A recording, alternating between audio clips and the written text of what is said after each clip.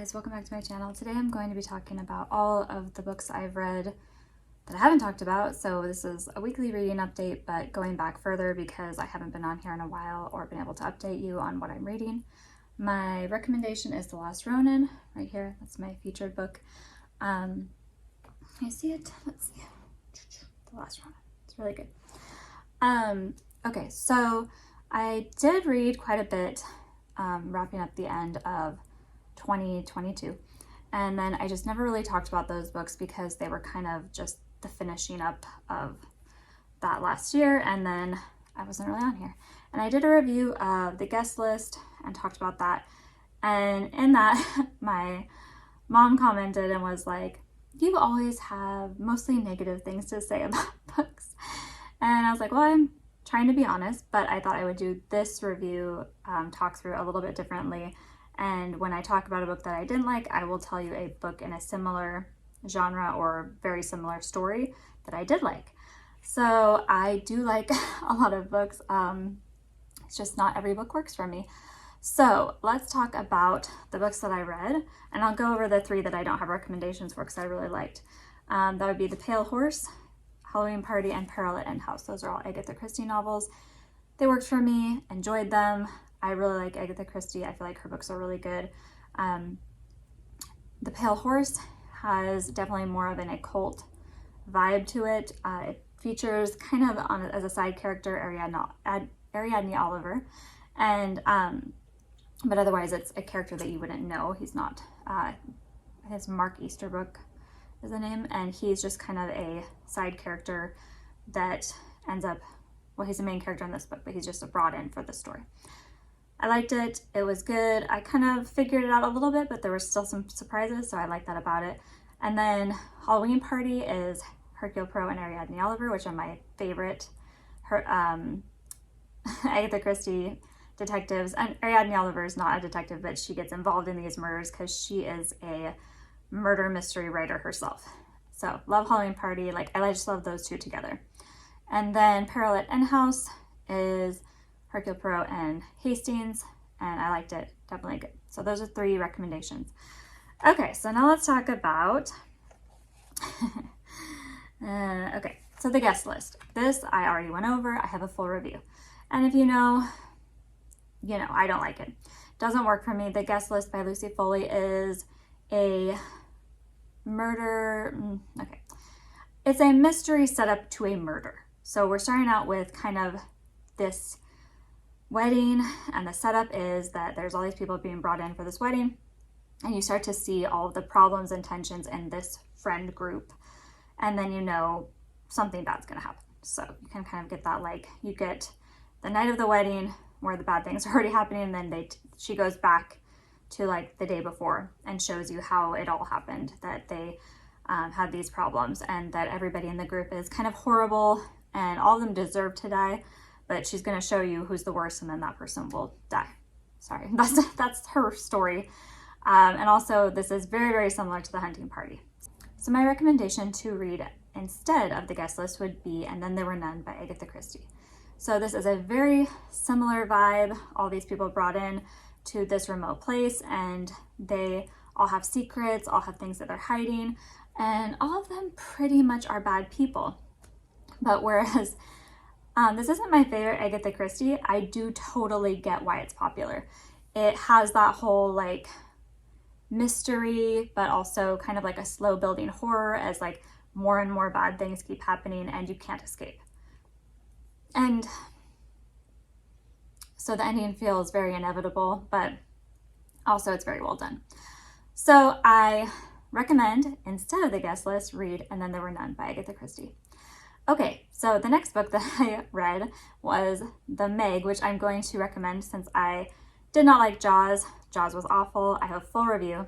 Instead of Jaws, read The Meg, or some of the older versions are just called Meg, but mine was called The Meg, and it included the Meg story, which is there's a prequel, which I'll explain. So mine had the Meg, which was the original story, and then later a written prequel that goes with the story. I don't recommend the prequel. I didn't like it as much. The Meg is a really good shark story. It's obviously about Megalodon, which is a prehistoric shark that is way bigger than any shark that exists nowadays, obviously. Much bigger than the great white, but it's like its ancient relative. And there's something about the fact that Meg is down in these deep, deep waters and they, when they're encountering it, that is just scary. There's something like very horrible about being trapped underwater so far down that no one can get to you. You have no help and you're down there with this ginormous shark that is just kind of on a feeding frenzy. So in that aspect, it worked so much better for me than Jaws because it was scary. That opening scene, I will say, of the Meg with, not opening, but it's very early on, where they have the first encounter and they're down there in their like deep diving little pods, was really well done. It was creepy. There was like, it's very intense. So I definitely recommend the Meg over Jaws. It's not perfect by any stretch of the imagination. There are still issues I have. I felt like where Jaws has the wife that you hate, the Meg was like, no, you want to hate somebody? We'll give you a soon-to-be ex-wife that is way worse than the wife in Jaws. And yeah, she was. You kind of can see the writing on the wall with that character. So I thought it was funny that the writer, Steve Alten, or I think that's his name, I'll put it here. He took the like marital problems from Jaws and was like, okay, let's amp that up like to 100. We need this to be really bad. And I don't know why like all like shark researchers have marital problems, but okay. I guess the other guy wasn't a shark researcher, but I'm like, why does this have to be a part of these books? Why do sharks have like bring divorce? That's what this seems to be like. And I didn't care about the ex-wife or the marital problems. And then the relationship that develops between the main character and another female character who is part of a team that is going down to explore. There was no romance. This is a there's no need for her even to be in the story, in my opinion. She didn't add anything to it. And the romance was ridiculous. I felt like it could have been completely cut out and it would have been better. But the actual stuff with the Meg is good. It's scary. It's intense and well written, in my opinion. I will say I don't recommend the prequel because the prequel happens to be about a time right before where the main character sees the Meg and then there's this disaster that happens that then he gets blamed for. So all that, I'm not going to get into spoilers, but this definitely had a very strong there's all men and we're going to have a lot of locker room talk is how I would say. And although I understand that's probably how men talk when they're by themselves, I just have no desire to listen to it. And how men seem to be fascinated by how women's chests fit into their clothing. I don't find it fascinating. And that was a reoccurring theme that kept being brought up about the way that chest and clothing fit. So yeah, I would just skip the prequel and just read the Meg. I recommend over Jaws, read the Meg. Okay, so finally I have a book that I read that I really didn't like, and I talked about it in my worst books of 2022, which was the Christmas Hirelings. Didn't like it, thought it was terrible.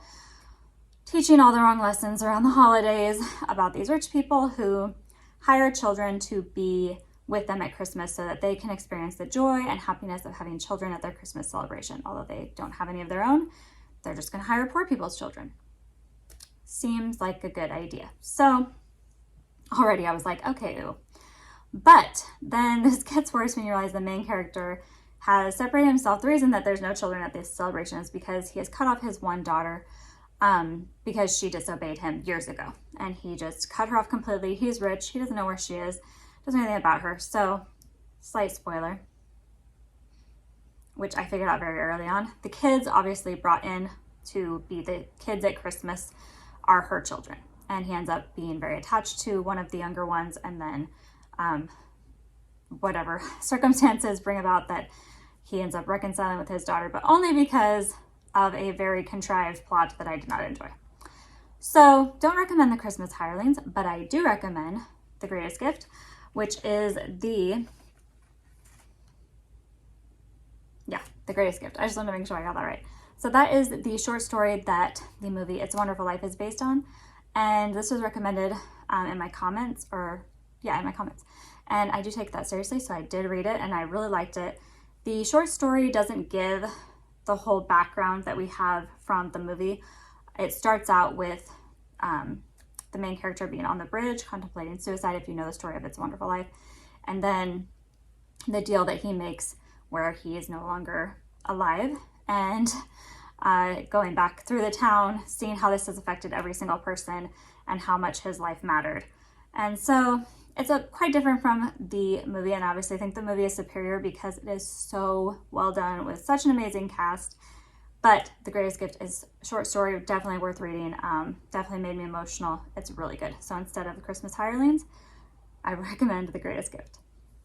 Okay, so those are going to be my recommendations and kind of my wrap through of what I read. I really am working on sticking with, trying to upload more regularly, but it just hasn't been happening lately. I've been super busy. I have been reading. I just got, I think it's All Quiet on the Western Front. I think that's right. It's a German, I believe it's translated from the original German. So I'm slowly working my way through. But I'm really excited for that, and I've heard good things. And I also know there was a movie adaptation that also did really well, or was supposedly really good. So I'll definitely try and upload more regularly as my schedule allows. I am reading, like I said, so I am hoping to have more books to review and talk about soon. Also, if you have recommendations, I obviously take them seriously. The Meg and The Greatest Gift were both recommendations that I got in my comments and read, and I am thankful for them because I actually really enjoyed them. And so if you have any recommendations, let me know and I will definitely check them out. Also, please like and subscribe. It helps me out a lot. I really appreciate it.